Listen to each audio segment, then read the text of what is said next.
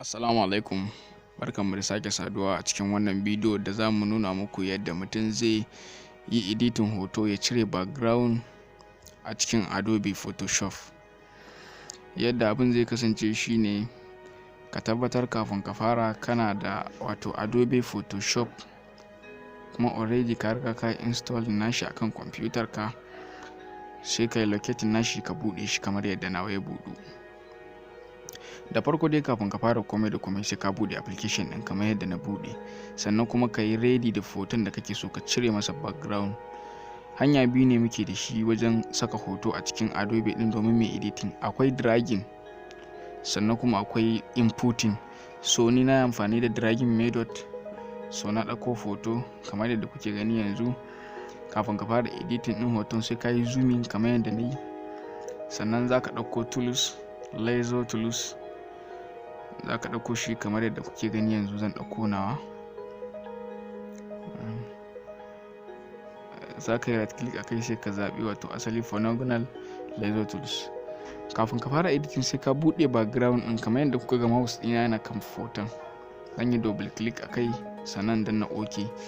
Wannan kwaɗon ya tafi, shine zai bani dama in yi cabin ɗin hoton yadda ya kamata. Zan saka mouse ɗina akan background ɗin hoton, in yi click akai, sai bani alamar igiya kamar yadda kuke gani yanzu. Sai na fara cabin ɗin hoton, ina bin jikin hoton, ina yin click, ina yin click kamar da yadda kuka gani. Zan ta yin haka ne ina yin cire bayan hoton. Yauwa, zan bi shi a hankali jikin hoton, kan na shiga ciki sosai.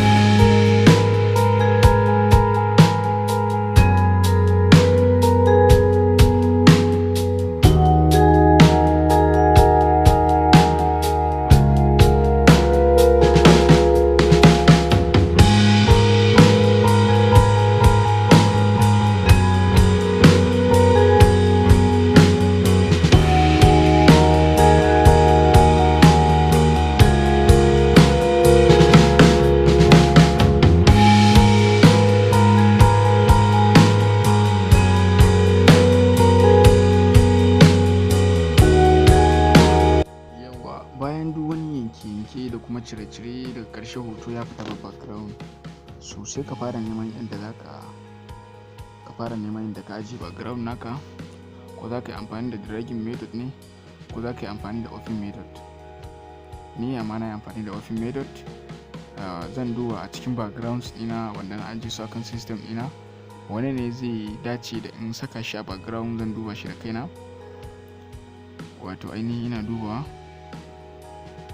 Yau ga wani na hango shi dan baki zai fi dacewa, bari in ɗauke shi. Za ka jawo shi gefe, za ka koma kan hoton, za ka yi click akan hoton, sannan za ka ɗauko hoton ka ɗora shi akan background ɗin kamar yadda za ku ga zan yi. Na ɗauko shi sai a aji shi akai. Yawa foto ya riga ya zo kai. To saura a buɗe foto. Yadda ake buɗe hoto shine za ka danna Ctrl+T, shine zai baka transform yadda za ka ƙara girman hoton da tsayin hoton. Amma ni na fi amfani da in na danna Ctrl+T ɗin sai in danna Shift sai in ja hoton. Shi ma wani sabon method ne ta yadda zai ƙara girman hoton da kuma faɗin hoton duka a lokaci guda. Haka an samu hanya mai sauƙi kenan. Na riga na gama editing foto, na sa background, saura in yi saving. Zan je can file menu, akwai save as, zan yi clicking akai in yi saving din shi a desktop. Sannan sai in zo rubuta sunan da nake so ya fito akai. Misali bari in rubuta Salman Khan. Ga format, zan zaɓi format da nake so foton ya kasance akai. Zan bar shi a JPEG sai in yi clicking akai. Sai in yi saving. Still zan ƙara danna OK. Foto na ya riga ya yi saving a desktop. Idan ka dawo kan desktop za ka kalle sa, ka gansa gashi nan.